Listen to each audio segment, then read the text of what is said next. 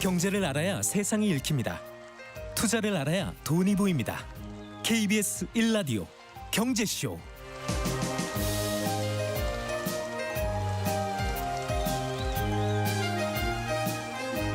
네 시 17분입니다. 지난 주말 트럼프 대통령이 케빈 월시 전 연준 의사를 차기 연준 의장으로 지명한 이후에 시장 변동성이 커지고 있습니다. 연일 사상 최고가를 경신하면서 가파르게 오르던 금과 은 가격 하루 만에 냉각되면서 폭락세 기록했고요. 비트코인도 7만 달러대 초반으로 떨어졌다가 조금 상승한 상황입니다.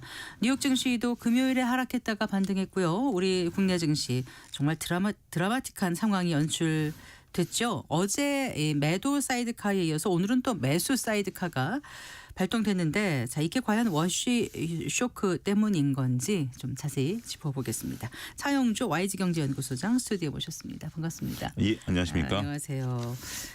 요즘 보면 좀 무섭다는 생각이 들 정도예요. 이렇게 변동성이 크다니. 그렇죠. 네. 지금 시장이 이게 우리가 이제 사이드카라는 용어를 쓰니까 네. 이게 그 청취자분들은 잘 모르시겠습니다만 5% 이상 변동성이 생기면 사이드카 걸립니다. 그러니까 이제 코스피 200 선물 가격이 기준가 대비 5% 이상 오르거나 떨어지거나 네, 5% 1분간 지속될 때. 이제 그게 무슨 얘기냐면 일단 5% 이상 지수가 움직인 거기 때문에 네. 굉장히 큰 폭의 변동성이죠. 그렇죠. 종목의 5%가 움직이기 아니기 때문에 네. 그래서 일단 그 과열이다 싶어서 잠깐 좀 쉬는 겁니다. 네. 차분히 좀 생각을 해보자. 코스닥은 6%고요. 코스피는 네. 5%인데 네. 그런 부분들이 이틀 연속 이렇게 나타났다는 것은 굉장히 이례적입니다. 네. 근데 어제만 하더라도 우리가 이제 케빈 워시에 대한 불안감 이런 것들이 이제 주말 사이에 뉴욕 증시를 공포스럽게 했고요. 한편으로서는 우리가 그동안 우리 증시가 너무 가파르게 올라왔기 때문에 쉬어갈 때에 적절하게 쉬었다라는 의견이 있었습니다. 네, 네. 그런데 갑자기 오늘 올라간 건 뭐냐? 라고 좀 의문을 자아내시겠는데요.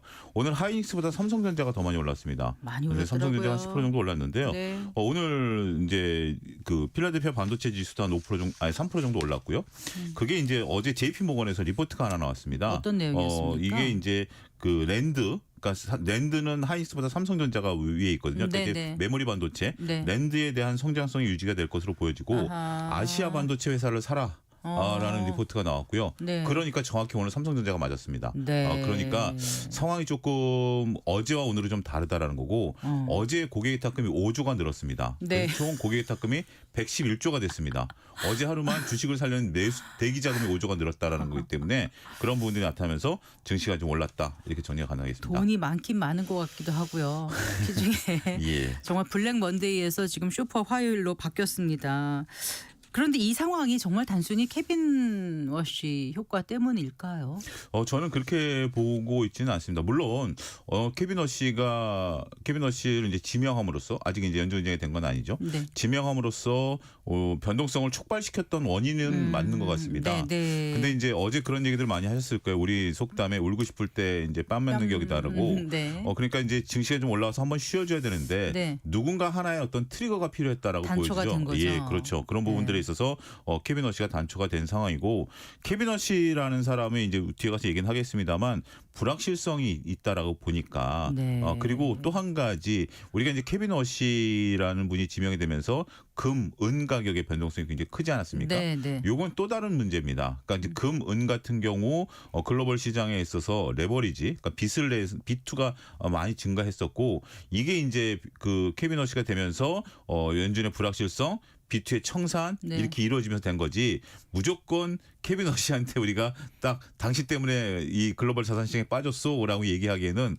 본인한테는 좀 억울할 수도 있긴 하겠습니다만 네. 어쨌든 언제 조정이 와도 올 거였는데 거였었던 마침 상황. 케빈 예. 워시가 탁 뜬 거예요. 되면서 좀 네. 세게 왔다. 이렇게 좀 말씀드릴 수 예. 있겠습니다. 어쨌거나 이 변동성의 단초를 제공한 네. 그 인물이긴 한데 그렇죠. 어떤 인물인지 궁금해요. 우리는 계속 케빈 해시 해시, 워시, 예, 뭐 헷갈리는 케빈 부분들이 해시이 될 것이다라고 예. 그냥 그동안 생각했는데 뜻밖의 인물이라고 생각하는 분들도 많으실 것 같거든요.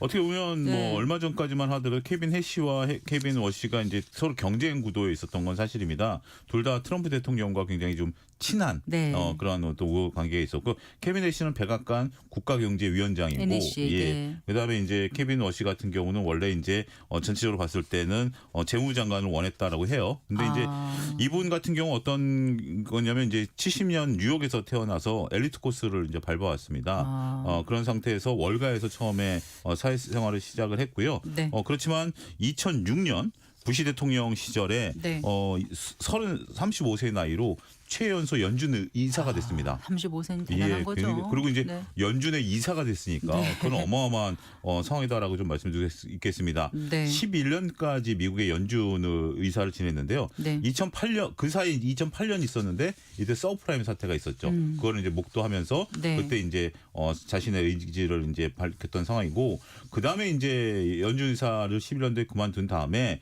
조지 부시 행정부에서 일을 좀 했고요. 네. 그다음에 백악관 경제정책 보좌관, 그다음에 현재는 후보 연구소 연구위원으로 있으면서 네. 월가와 트럼프 대통령과의 어떤 소통 그런 것들을 가운데서 하고 있는 그런 분이다라고 말씀드릴 네. 수 있겠습니다. 2008년에 됐는데 그때 벤 버냉키 의장이었잖아요. 예. 그럴 때 2011년에 갑자기 그만둔 게 그 당시 양적 완화 이런 거에 반대한다는 입장을 보이면서 그만뒀던 거 아닌가요? 좀 그렇죠. 그러니까 2006년부터 2011년까지 이제 네. 재임을 했고요. 근데 네. 2008년에 이제 버냉키와 좀 다른 의견을 좀 냈습니다. 그때만 하더라도 상당히 이제 매파적인 좀 부분들이 있었어요. 우리가 네. 이제 매파, 비둘기파 이렇게 표현하는데 쉽게 얘기하면 매파는 금리를 인상하는 쪽에 초점을 좀 맞추신 분들이고요. 네. 비둘기파라고 한다면 금리를 인하하는 쪽에 네. 이제 부분들이었죠.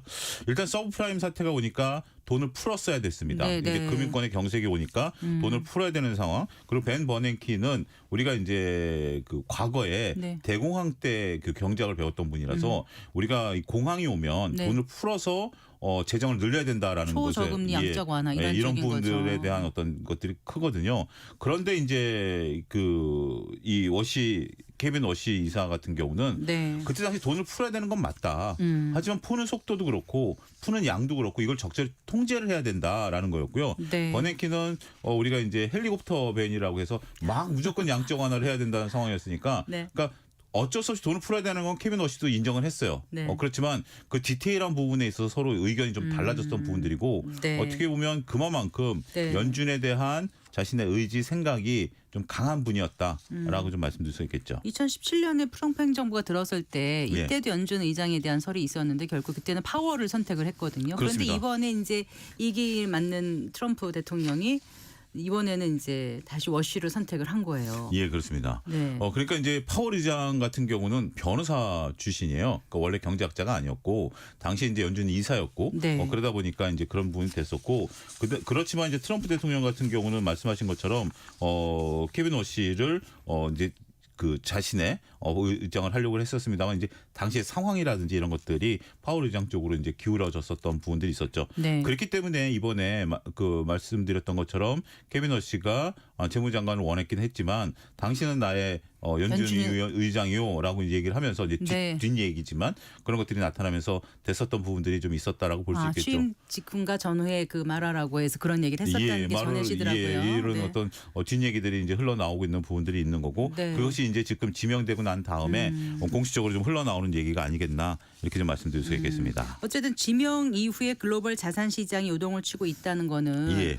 이 케빈 워시란 인물이 이제까지 보여왔던 것과 네. 앞으로 이제 의장으로서 어떻게 할 것인가에 대한 게 확실히 보이지 않기 때문에 더 그러지 않을까요? 그렇죠. 그러니까 이제 앞서 잠깐 제가 매파 비둘기파를 이제 하면서 말씀하신 벤 버냉키 이 연준 의원이었을 때는 대표적인 이제 매파로 불리우는 분이었었습니다. 네. 그런데 최근에 우리가 어떻게 보면 트럼프 대통령한테 구애를 한다 그럴까요? 벤 버냉키가 매파가 아니라 비둘기파. 그러니까 이제 케빈 워시가 케빈 워시가. 이제 네. 매파적인 행동을 했는데 네, 네, 네. 그래서 우리가 케빈 워시 하면 이제 매파적인 사람이다. 우리가 라고 또 각인이 돼 있어서요. 각이 돼 있는 상태죠. 네. 그런데 최근에 이제 트럼프 대통령이 파월 의장과 각을 세우면서 네, 네. 금리를 인하해야 된다. 제로금리까지 가야 된다. 이런 네. 극단적인 발언을 한 부분들이 있거든요. 네. 여기에 이제 동조를 하기 시작했습니다. 언제부터요? 최근에 최근에 한 뭐 얼마 전부터 그러면서 네. 이제 시장에서는 야 이게 지금 트럼프한테 잘 보이려고 하는 거 아니야? 입장이 좀 바뀌었으니까요. 예, 입장이 좀 바뀐 거냐라는 거죠. 그러니까 지금 그런 것 행태가 솔직히 속뜻은 모르겠어요. 케빈 워시가 정말 금리 인하를 지금 원하는 것인지 금리 인하를 하지 말아야 된다는 생각을 갖고 있는 건지 모르겠습니다만 네. 일단 보이는 모습은 과거와 좀 다른 모습이고 또 트럼프 대통령과 동조를 한다라는 것이 과거에 케빈 워시 같은 경우는 그 연준의 독립에 대한 부분들에 대한 것들을 굉장히 강조했던 분이거든요. 네. 그럼에도 불구하고 트럼프 대통령과 서로 간의 의기가 투합된다 그럴까요? 이런 부분들이 나타나니까 네. 지금 시장에서는 한마디로 헷갈리기 시작한 겁니다. 이분이 과연 매파야? 이분이 과연 충복이 비둘기파야? 될까요? 예. 그리고 과연 연준의 독립성을 유지할 수 있을까? 이런 것들이 나타나면서 순식간에, 그러니까 이제 이거는 길게 생각하고 그 다음에 이제 케빈 워시가 그동안 했던 것들을 분석하게 된다라면 나름대로 답을 찾을 수 있긴 하겠습니다만 지명이 되니까 시장 깜짝 놀란 겁니다. 네.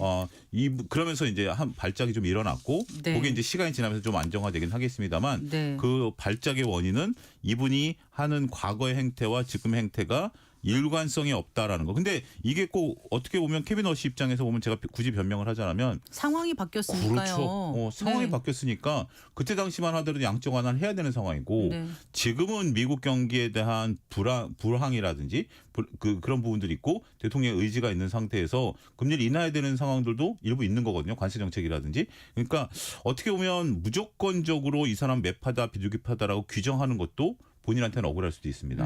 그런 부분들이 있는데 일단 시장에서는 이 사람의 전체적인 행보 자체가 시장 상황을 본다라는 것으로 이해를 하긴 하겠습니다만 네. 조금 어떤 향후의 행보를 보일 것인가 여기까지 나가면서 변동성 좀 보였다라고 말씀드릴 수 있겠죠. 일각에서는 무슨 케빈 워시 지명에 월가가 움직였다 이런 얘기도 들리는데 혹시 이 얘기 예, 어떤 건가요? 기사를 한번 좀 찾아보니까요. 네. 얼마 전까지만 하더라도 케빈 해시가 말씀하신 것처럼 좀 될 가능성이 있었다라고 본 겁니다. 네. 근데 이제 케빈 해시 같은 경우는 트럼프 대통령하고 너무 가깝다 보니까 이제 독립성이 좀 훼손될 수 있는 부분들 아니야? 연준 의장으로 되면 네, 연준 의장이 된다라면 그렇게 비칠 수가 비칠 있겠군요. 수가 있는 거죠. 그러니까 이런 것들이 이제 촉발하게 된 게 파월 의장의 사법 리스크가 커졌을 때 네. 얼마 전이었죠. 그러니까 이제 파월 의장이 올해 이제 5월까지 임기인데 작년 말까지 이제 회의를 하고 나서 올해 들어서 이제 사법적인 이제 제재가 가해지기 시작한 거 아니겠습니까? 네, 네. 아직까지 이제 시작점에 불과한데 네. 그러니까 올 들어서 이제 갑자기 월가에서 확 분위기가 바뀌었다. 이렇게 파월 의장이 뒤끝이 저렇게 트럼프 대통령이 나타나는 걸 보면 네. 지금 상태에서 과연 케빈 해시가 트럼프 대통령과의 어떤 관계 이런 것들을 생각하면 독립성을 유지한다라는 게 좀 어려운 거 아니야? 라는 거죠. 둘 다 이제 독립적인 부분들은 있습니다만 역설적으로 파월 의장도 독립에 대한 얘기는 많이 했어요. 네. 근데 원래 법적으로 독립된 기관이거든요. 법적으로 독립된 기관의 수장이 우리는 독립된 기관이다라고 얘기를 한다는 자체가 역설이죠. 그만큼 외압이 많았다는 얘기고 네. 여러 가지 압력이 있었다라는 거고 또 트럼프 대통령이 공개적인 발언을 통해서 압박을 해왔다라는 점에 있어서 네. 이번에 케빈 해시에서 케빈 워시로 바뀌게 된 것도 어떻게 보면 트럼프 대통령이 촉발한 네. 하나의 원인이 될 수 있다라고 볼 수 있죠. 어쨌거나 트럼프 대통령 입장에서는 내년에 올해죠. 네. 중간 선거도 있고 그렇죠. 뭔가 좀 잘해보려는 의지가 강하고 네. 계속 주장해왔던 금리 인하 쪽에 해줄 만한 사람을 지명하지 않았을까라는 게 시장의 생각 네, 아니겠습니까? 그렇습니다. 근데 그 생각대로 예. 케빈 워시가 네. 과연 할지 네. 왜냐하면은 10개를 물 속은 알아도 그렇죠. 한 길 사람 속은 모르는 모른다고 거죠. 예. 이전에 임명했는데 전혀 다르게 가는 인물들도 예. 있었기 때문에 그렇습니다. 그것도 또 시장의 관심사가 되더라고요. 예, 일단 과거 사례를 좀 살펴보게 된다면 네. 우리가 이제 매파의 왕이라고 불리는 블라드 총재 같은 경우도 매파의 왕. 예, 네. 근데 블라드 총재는 원래 이제 몇 년 전부터 완전히 매파에 이제 그렇게 봤는데 네. 이게 한때는 비둘기적인 성향을 좀 보인 적도 있었고요.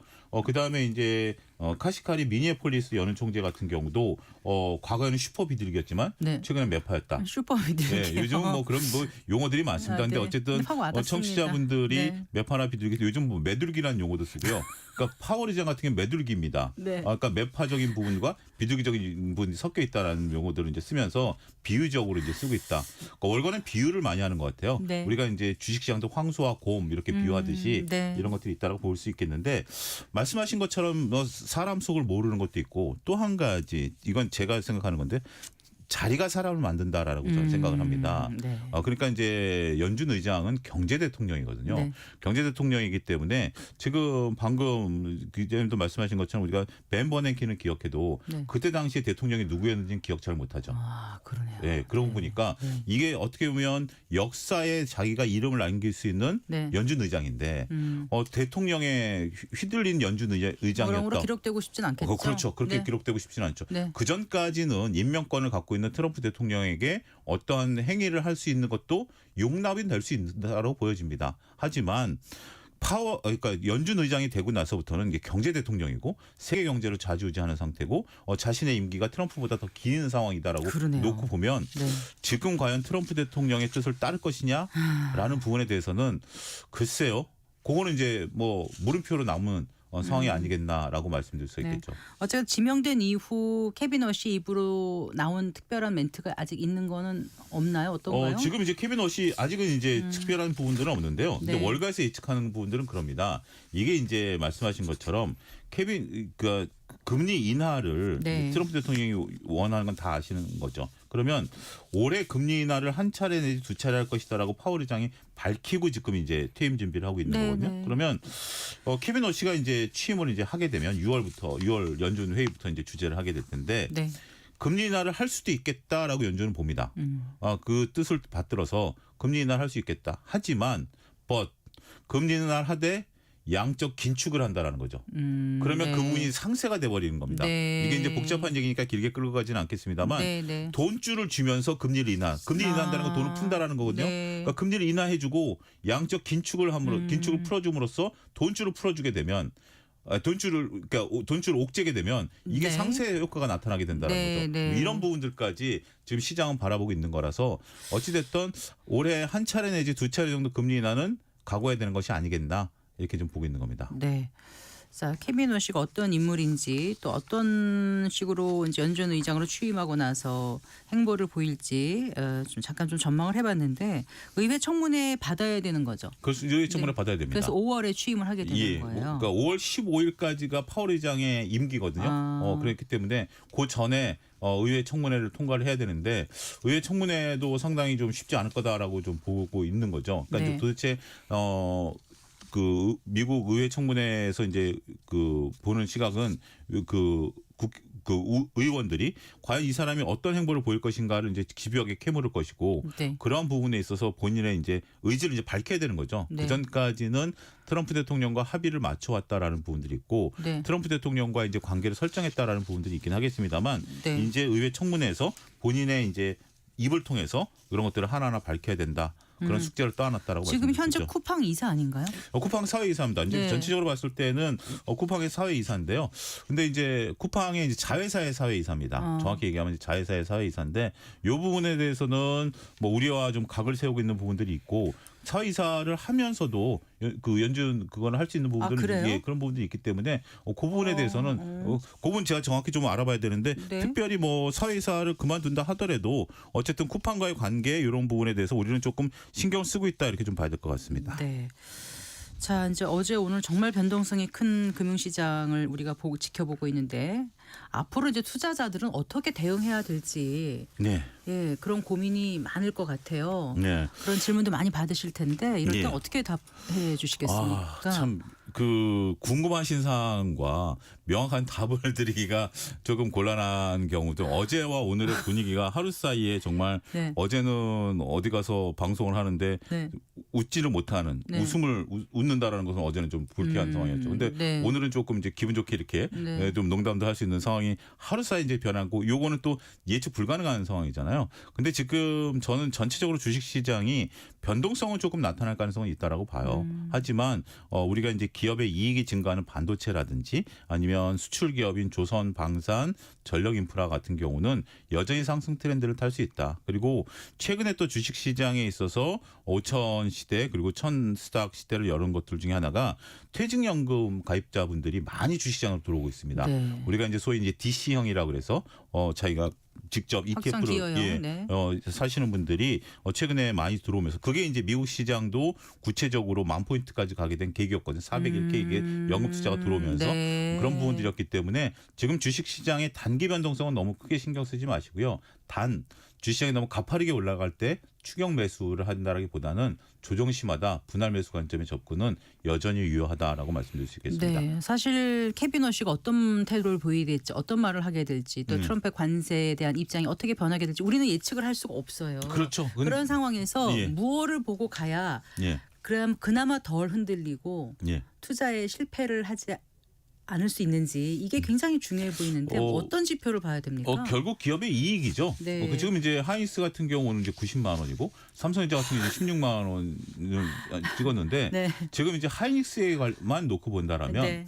지난 12월 달에 네. 하이닉스가 올해 영업이익이 80조 정도 날 걸로 봤습니다. 네. 근데 어제 그제 나온 증권사 리포트를 보면 140조로 상향됐어요. 불과 한 달 사이에 50%의 영업이익이 더 증가할 걸로 보여졌습니다. 네. 그리고 조금 전에도 서두에도 말씀드렸던 JP 모건에서 네, 삼성전자에 대해서. 삼성전자라든지 이런 쪽들에 대해서 자꾸 이런 얘기들이 나오거든요. 그러니까 기업의 이익이 늘어나는 거니까. 그러니까 동학개미 운동 당시 2021년과 좀 차이점이 있다라면 그때는 기업의 이익이 확실히 답보가 안 됐던 상황이고 네. 그때는 그냥 유동성 장세였다라면 지금은 유동성 장세와 실적 장세가 같이 가는 대표적인 상황이다라고 말씀드릴 수 있겠습니다. 네, 기업의 이익이 어떻게 나오는지 실적을 제대로 눈여겨봐라. 그렇습니다. 이 말씀 끝으로 듣겠습니다. 잘 들었습니다. 고맙습니다. 감사합니다. 네, 차영주 YG경제연구소장과 함께했습니다.